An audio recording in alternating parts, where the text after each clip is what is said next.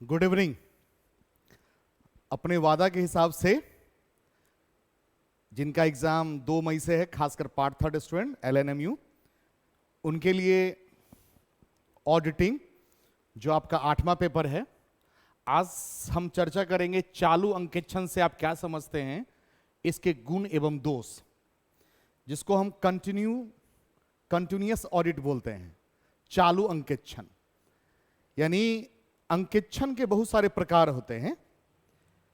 Books के हिसाब से अगर देखा जाए तो कम से कम 16 तरह के प्रकार दिए गए हैं, यानी टाइप्स ऑफ ऑडिट में 16 प्रकार दिए हैं। लेकिन इस 16 में से सिर्फ हमें 2 पढ़ना है। पहला चालू अंकेक्षण और दूसरा सामयिक। सामयिक को हम वार्षिक या अंतिम अंकेक्षण ही बोलते हैं, जिस पर मैं कल वीडियो बनाऊंगा। 2 क्वेश्चन अगर आप पढ़ के जाते हैं, चालू अंकेक्षण और सामयिक अंकेक्षण, तो 110% 2 में से 1 क्वेश्चन रहेगा। और यह क्वेश्चन 2021 में मेरे भाई पूछा हुआ है और 22 में नहीं पूछा है, तो 23 में पूछने का चांस बनता है। तो चलिए वीडियो को आगे बढ़ाते हैं और आज का सिलेबस स्टार्ट करते हैं। चालू अंकेक्षण। बस मेरा वीडियो अगर लग रहा हो कि सर कॉपरेट कर रहे हैं, सर कॉपरेट नेचर के हैं, तो आप अपनी इष्ट मित्रों, फ्रेंड सर्कल में थोड़ा चैनल को सब्सक्राइब करा दीजिए, तब जब मेरा वीडियो अच्छा लगे तब। अगर नहीं तो कोई बात नहीं, मुस्कुराते रहिए। तो चलिए शुरू करते हैं।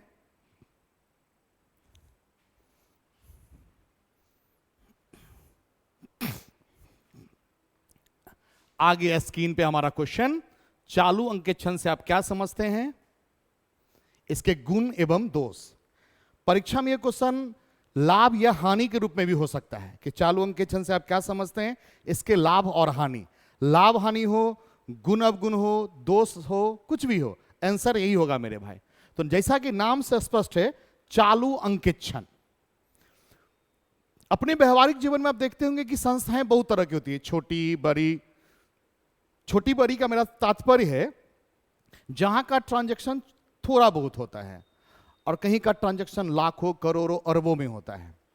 तो जो संस्था बड़ी है, जहां बड़ा ट्रांजैक्शन होता है, लेन देन बहुत मात्रा में होते हैं, बहुत सारे वर्कर्स काम कर रहे होते हैं, उस जगह पे चालू अंकेक्षण की जरूरत पड़ती है, ताकि चार्टर अकाउंटेंट रेगुलर आपके बही पे बना रहे, एक निश्चित अंतराल पे, सप्ताह में 1 दिन, महीना में 1 दिन, 3 महीना पे 1 बार, 6 महीना पे 1 बार, लेकिन आपके वो टच में रहता है, वो रेगुलर आपके बही को चेक करते रहता है। उसी को हम लोग चालू अंकेक्षण कहते हैं। गौर से समझिए कि जो रेगुलर आपके बही पे लगा हुआ है, यानी जो चार्टर अकाउंटेंट लगा हुआ है, यानी उसी को हम कंटिन्यूअस ऑडिट बोलते हैं। दैट मीन्स चालू अंकेक्षण। फिर से सुनिए, जो आपके बही पे रेगुलर लगा हुआ हो। तो चलिए थोड़ा आंसर की ओर हम लेके आ जाते हैं आपको।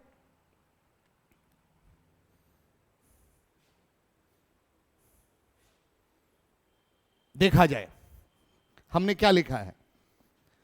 जैसा कि नाम से ही स्पष्ट है, चालू अंकेक्षण वह है जिसमें अंकेक्षक लगातार वर्ष भर समय समय पर या निश्चित या अनिश्चित अंतराल पर आकर बही खातों के हिसाब की जांच करता है। इसके अंतर्गत अंकेक्षण का कार्य लगातार वर्ष भर रुक रुक कर चलता रहता है, किंतु अंकेक्षक रिपोर्ट प्रतिवेदन वर्ष के अंत में देता है। हम 1 मिनट से भाषण दे रहे हैं कि जो अंकेक्षण यानी जिस प्रोसेस से आपका बही रेगुलर चेक हो रहा है, चार्टर अकाउंटेंट रेगुलर आपके टच में है, आपको बही को बार बार आके वो चेक करता है, उसी को हम लोग कंटिन्यूअस ऑडिट कहते हैं। वो एक निश्चित समय अंतराल पर, सप्ताह में 1 दिन, 15 दिन पर 1 बार, महीना में 1 बार, यानी जिस तरह की संस्था है, जिस तरह का रिक्वायरमेंट है। थोड़ा सोच के देखिए, हम मधुबनी से हैं और मधुबनी में RK कॉलेज है। RK कॉलेज का ट्रांजेक्शन यानी रिसीट पेमेंट सीमित है, सीमित स्टाफ है, सीमित इनकम है, सीमित स्टूडेंट है। तो मैं कहता हूं साल में 1 बार चार्टर अकाउंटेंट आएगा और 8 दिन 10 दिन में हिसाब बना के चला जाएगा, जो सामयिक अंकेक्षण कहलाएगा, जिस पर चर्चा हम कल करेंगे। लेकिन अब सोचते हैं, लेते हैं जियो कंपनी है, कोडाक महिंद्रा है, एयरटेल है, बड़ी कंपनियां हैं जिसका अरबों खरबों में लेन देन होता है। क्या वहां पे चार्टर अकाउंटेंट 1 बार आएगा और हिसाब बना के चला जाएगा? है संभव? इम्पॉसिबल, संभव है ही नहीं, संभव है ही नहीं। इसलिए चार्टर अकाउंटेंट क्या करते हैं, रेगुलर उस संस्था के टच में रहते हैं, उनके अकाउंटेंट से टच में रहते हैं, ताकि वो हिसाब जब कभी भी बनाए तो एक बार में हिसाब बना के दिया जा सके। ऐसे समझा जाए कि मान लिया वो चार्टर्ड अकाउंटेंट जनवरी में आया, हिसाब बनाया, रख के चला गया, फरवरी में आया, हिसाब बनाया, रख के चला गया, मार्च में आया, रख के बना के चला गया, यानी वो सालों भर आते रहा। और लास्ट में वर्ष बीतने के बाद, यानी जैसे अपने लोग क्या नहीं कहते, अब 1 अप्रैल से शुरू होता है, 31 मार्च को खत्म होता, और 31 मार्च के बाद आया, 12 महीने के हिसाब को कस दिया। कसने का मतलब 12 महीने का हिसाब क्या हुआ, उसको एक जगह कर दिया। इसी को हम लोग चालू अंकेक्षण करते हैं। क्या प्यारी समझ में आ रहा है? गुड, आगे बढ़े। इसके बारे में चूंकि हमको यह भी ध्यान में रखना है कि आंसर भी उठाना है, तो ये तो एक परिभाषा था। साथ ही दूसरा परिभाषा स्पाइसर और पेगलर का हमने लिया है, और SW रोनेल्ड के अनुसार। आप दोनों का परिभाषा पढ़ के देखो मेरे भाई, वही कि अंकेक्षक आएगा, सालों भर काम करेगा, रिपोर्ट लास्ट में देगा। एक बार पढ़ के सुना देते हैं। चालू अंकेक्षण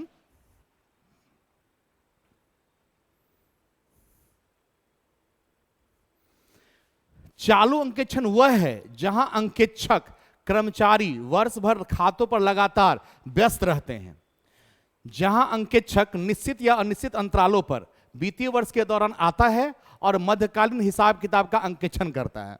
वही बात, हर राइटर का अपना अपना सोच है, क्योंकि परिभाषा तो बहुत दिन पहले का होगा ना मेरे भाई, तो उन्होंने अपने हिसाब से परिभाषा दिया कि मध्यकालीन बीच बीच में आते रहेगा और हिसाब बनाते रहेगा।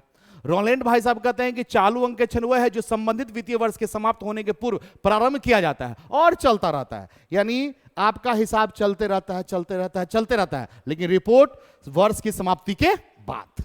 तो आप मेरे समझ से 3 परिभाषा लिख देंगे 20 नंबर के लिए, तो इनफ है। अब हम आपका ध्यान चालू अंकेक्षण के गुण, परीक्षा में बहुत ऐसे भी बच्चे होते हैं जो आप समझ रहे हैं, किसी के बच्चे हैं तो किसी का बुराई नहीं, जो थोड़ा बहुत कम पढ़ते हैं। और पवन सर ने गेस किया चालू अंकेक्षण के गुण, अब परीक्षा में पूछ दिया चालू अंकेक्षण का लाभ, तो वो विद्यार्थी हमको छोड़ता नहीं है, बखसता नहीं है, बोलता है कि सर आप गेस किए थे गुण, मिल पूछ दिया लाभ, कह रहे थे ना सर लाभ पढ़ा दीजिए। तो मेरे भाई थोड़ा जग जाइए, क्वेश्चन में गुण पूछे, लाभ पूछे, विशेषता पूछे, महत्व पूछे, आंसर वही लिखना है। चूंकि क्वेश्चन सेट करने वाले, वो जो कॉपी चेक करने वाले, तो वो क्वेश्चन का सेंस देखते हैं कि आप लिख क्या रहे हैं। गुण में भी आपको इस क्वेश्चन के लिए यही लिखना है, लाभ में भी यही लिखना है, विशेषता में यही लिखना है, महत्व में भी यही लिखना है। तो चलिए पहला पॉइंट हम चर्चा करते हैं, लेखा पुस्तकों की गहन जांच। स्वाभाविक है चार्टर अकाउंटेंट हमारे बही पे आके, थोड़ा सा स्माइल कीजिए, थोड़ा सा उदास लग रहे हैं तो फिर हम अच्छा कैसे पढ़ा पाएंगे, थोड़ा स्माइल दीजिए। चलिए, तो लेखा पुस्तकों की गहन जांच कहने का मतलब कि इस पद्धति के अंतर्गत चार्टर अकाउंटेंट आता है, बही को काम करता है, तो स्वाभाविक है वो जनवरी का जो भी गलती है वो जनवरी में ही खोज लेगा, फरवरी का गलती है वो फरवरी में ही खोज लेगा, कोई सुधार का ना वो उसी माह में सुधार करवा लेगा। तो लेखा पुस्तकों की गहन जांच हो जाती है। और एक बात और, आपको सिर्फ पॉइंट याद होना चाहिए, डील आप कुछ भी लिख सकते हैं। आपने 11th पढ़ा है, 12th पढ़ा है, पार्ट 1 पढ़ा है, पार्ट 2 पढ़ा है, पार्ट 3, आप कहिए 5वां साल कॉमर्स से, आपने कॉमर्स में जन्म लिया 11th में और ये 5 साल बिता रहे हैं। किसी भी टॉपिक को समझिए मेरे भाई, उससे डील कोई जरूरी नहीं कि पवन सर बहुत बड़े 30 मार्क है मेरा ही आंसर उतार देना है। सेंस समझ में आना चाहिए कि लेखा पुस्तकों की गहन जांच स्वाभाविक है, उसको 50 बार हमसे सुनिए, हम 50 बार आंसर बोलेंगे कि स्वाभाविक है चार्टर्ड अकाउंटेंट बीच बीच में बही को आके चेक करते रहता है, तो जितने बार बही को चेक करेगा उसकी गहन जांच होगी, बस सिंपल। दूसरा बात, गलतियों और कपटों का शीघ्र पता चलना। हमने बताया था गलती मतलब अशुद्धि, जो आप जानबूझ के नहीं करते, अनजाने में हो जाता है, और कपट जो सोच समझ के किया जाता है, उसके लिए प्लानिंग करके कपट होता है। तो उस दोनों की जानकारी आपको प्रारंभ ही हो जाती है।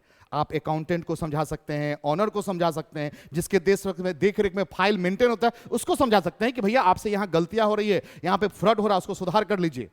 2 पॉइंट आपने देखा, लेखा पुस्तकों की गहन जांच, गलतियों और कपटों का शीघ्र पता चलना।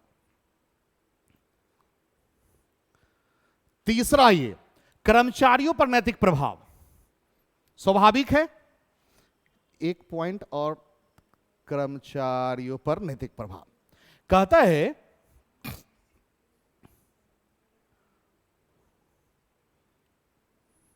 देखिए, कर्मचारियों पर नैतिक प्रभाव। एक अकाउंटेंट के पास चार्टर अकाउंटेंट, सोच के देखिए, एक अकाउंटेंट वर्ड है, एक चार्टर अकाउंटेंट वर्ड है, यानी कॉमर्स का सबसे बड़ा पढ़ाई, इससे आगे कोई पढ़ाई नहीं बना है मेरे भाई। तो एक अकाउंटेंट के पास चार्टर अकाउंटेंट बार बार आएगा और बही को देखेगा, अकाउंटेंट खड़ा होकर बही को दिखाएगा, तो नेचुरल है उसके प्रति रिस्पेक्ट बढ़ जाता है, उसका मोरल हो जाता है बाउंडेशन के नहीं, हमको हिसाब बना के रखना, अगर गलत बनाएंगे तो वो हमको पनिश करेगा, हमको काम से निकाल सकता है। तो स्टाफ भी जो होते हैं वो अच्छा काम करते हैं। फिर अंतरिम खातों की शीघ्र तैयारी। कोई भी हिसाब किताब अब जनवरी का जनवरी में, फरवरी का फरवरी में, मार्च का मार्च में, अप्रैल का अप्रैल में आप बना के रख लेते हैं, तो ये कहलाता है अंतरिम खातों की शीघ्र तैयारी। तो आपने 4 पॉइंट देखा, एक बार फिर से देख लीजिए। पहला पॉइंट, लेखा पुस्तकों की गहन जांच, गलती और कपटों का शीघ्र पता चलना, कर्मचारियों पर नैतिक प्रभाव, अंतरिम खातों की शीघ्र तैयारी।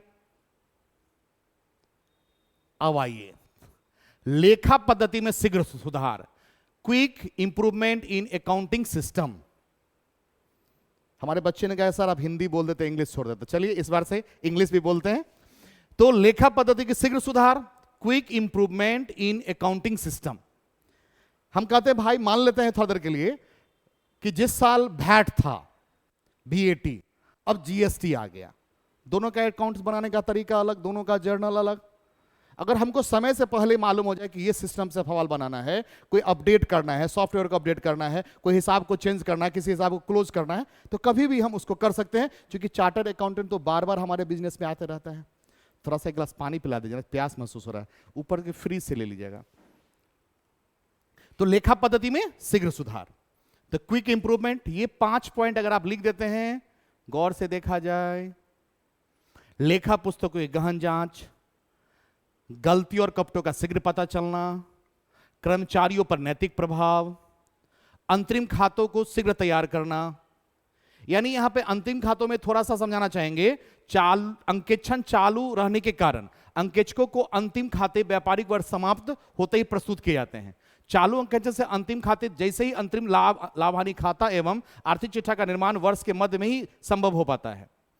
इन सभी लेखा विवरणों के अंतरिम स्तर पर तैयार हो जाने से कंपनी अपने लाभांश की घोषणा शीघ्र ही कर लेती है। कहने का मतलब, जब ये चार्टर्ड अकाउंटेंट बार बार आएगा, हिसाब बना के रखेगा, तो इंटरिम डिविडेंड, अगर आंतरिक लाभांश उसको बांटने का मन है तो वर्ष इंड होते ही वो तुरंत बांट देगा, क्योंकि हिसाब तो बना हुआ है।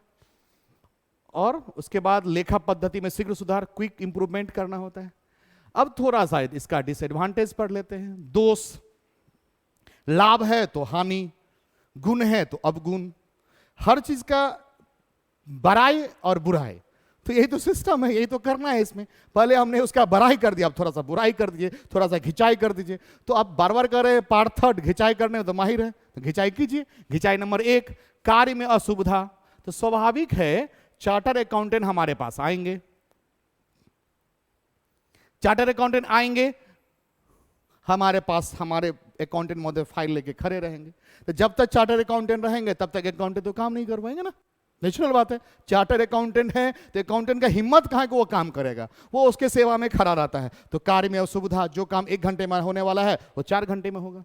अधिक खर्चीला, हाईली एक्सपेंसिव, और इसका बताएं कन्वेंशियंस इन वर्ड, सही ना, कार्य में असुविधा। तो कहता अधिक खर्चीला, ये अधिक खर्चीला क्या होता है?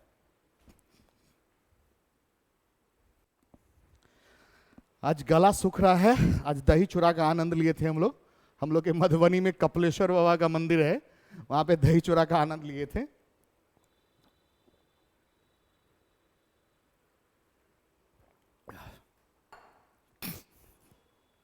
तो अधिक खर्चीला, चार्टर्ड अकाउंटेंट जितने बार आपके इंस्टीट्यूशन पे आएगा उतना आपका बिल भागेगा मेरे भाई, हाईली वो ज्यादा एक्सपेंस कराते हैं, तो अधिक खर्चीला भी हो गया। अब आइए अगला पॉइंट, प्रगति में बाधा। अंकेक्षक बार बार आएगा, अकाउंटेंट वर्क रुक जाएगा, पूरा ऑफिस का सिस्टम रुक जाता है मेरे भाई। चार्टर्ड अकाउंटेंट आया, पूरा सिस्टम अस्त व्यस्त हो जाता है, तो उस दिन काम में नहीं हो, चाह के भी काम नहीं हो पाता है। तीसरा पॉइंट। चौथा, अंकेक्षक की प्रभावहीनता। कोई आदमी बार बार आपके पास आ जाता है तो उसका वैल्यू कम जाता है, आप लोग इकोनॉमिक्स पढ़े हैं, स्कार्सिटी रहता तो डिमांड ज्यादा होता है। हाँ, जब स्कार्सिटी ही खत्म हो जाता, डिमांड ही मतलब स्कार्सिटी है तो उसका डिमांड ज्यादा होता है।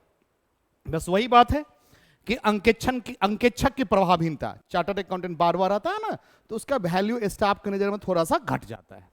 और कर्मचारियों की कार्यक्षमता में ह्रास स्वाभाविक है। चार्टर्ड अकाउंटेंट आएगा, हमारे बही को चेक करेगा, हमको उसके पास बार बार बैठना पड़ेगा, बताना पड़ेगा, तो वर्कर्स को जितना काम आज निकालना चाहिए उसके काम में कमी हो जाती है। उस दिन का काम लगभग नहीं के बराबर होता है।